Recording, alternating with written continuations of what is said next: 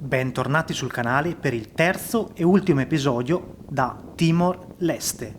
Quest'oggi mi sposterò in autonomia dalla capitale Dili ad Atauro, uno dei posti più paradisiaci dello stato. Vi darò informazioni su traghetti, internet, accomodazioni e molto altro e visiterò la zona costiera e i bellissimi mercati dell'isola.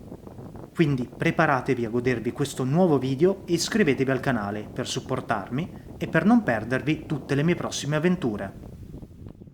Carissimi, buongiorno, sono le 6 di mattina, sto per lasciare il mio appartamento qui a Dili, appartamento abbastanza terribile, molto sporco devo dire, e per l'ultima giornata qui a Timor-Leste, l'ultima giornata piena. Comunque sono tantissimi cani randaggi e sono buonissime, al massimo mi sono beccato un paio di abbaiate, ma solitamente stanno proprio zitti e ti evitano, però c'è comunque un po' di timore perché diciamo i numeri della rabbia qua a Timor-Leste non sono rassicuranti, diciamo.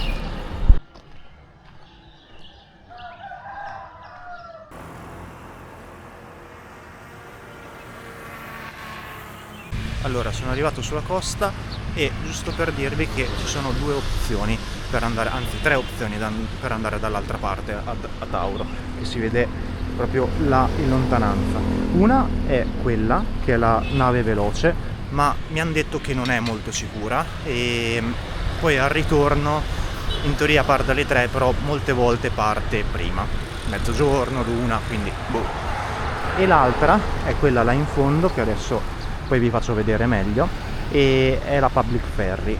Ultima opzione sono le barchette dei pescatori, qua mi sembra di non vederne, ma mi hanno detto non prenderle assolutamente perché non sono fatte per il mare, sono fatte per il fiume, non prenderle, che c'è il rischio che coli a picco dopo un secondo. Il biglietto d'andata preso, si prende in questo baracchino qua, costa $4 solo one way, solo andata. Mi hanno detto che poi al ritorno si prende direttamente là, sperando che vada tutto bene.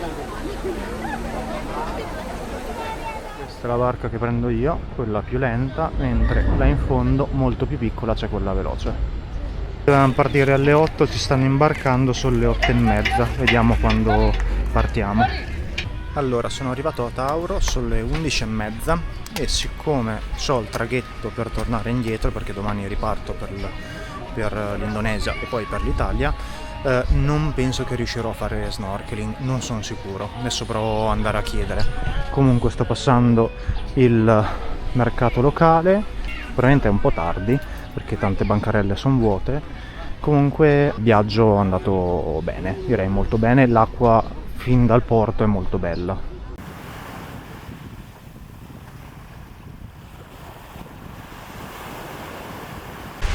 Mi sto allontanando dal porto e sì, non penso che alla fine andrò a fare snorkeling, più che altro perché ho veramente poco tempo. Ho due ore in tutto perché l'imbarco dovrebbe iniziare alle 2 e non posso rischiare di perdere il traghetto del ritorno. Quindi mi faccio una camminata intanto da questa parte, poi magari vado su un punto panoramico e se riesco a farmi un bagno al volo bene, altrimenti va bene comunque. Certo è che non fare snorkeling ad Atauro è un po' come, non so, andare in Trentino e non andare in montagna, però va bene, ho poco tempo quindi va bene. Una cosa interessante è che per spostarsi sull'isola ci sono i tuk-tuk. Mi sembra che ce ne siano tipo una ventina e sono proprio riconosciuti, diciamo, come mezzo ufficiale, tra virgolette, per spostarsi. Quindi se venite qua c'è buona probabilità che li userete. Oppure ci sono i camion come questo qua.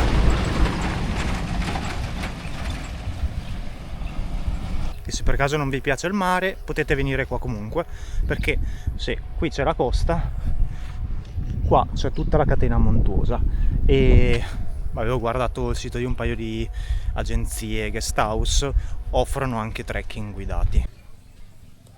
Vediamo se riesco a raggiungere il punto panoramico, che dovrebbe essere là sopra.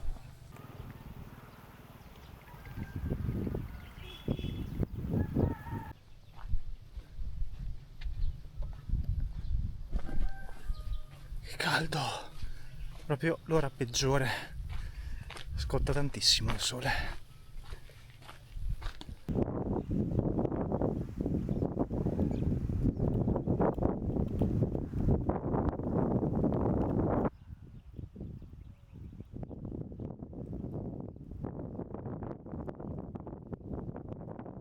Allora, intanto do qualche informazione che potrebbe risultare utile a qualcuno. I posti dove dormire non sono tantissimi sull'isola, quindi vi consiglio di prenotarli con anticipo.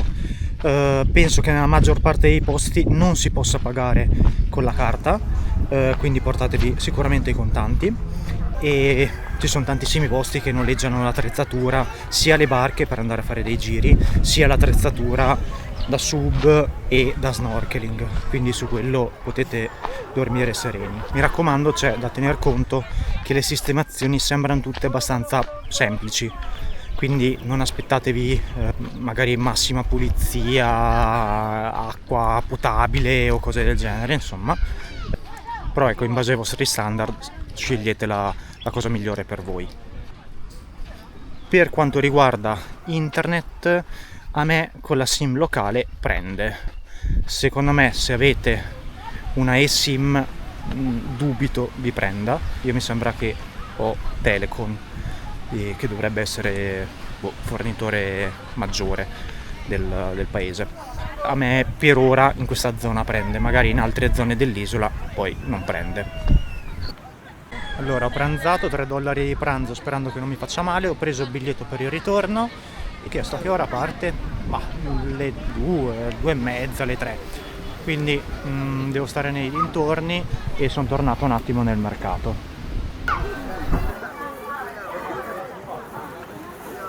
Abbiamo un pesce pappagallo enorme, veramente grandissimo.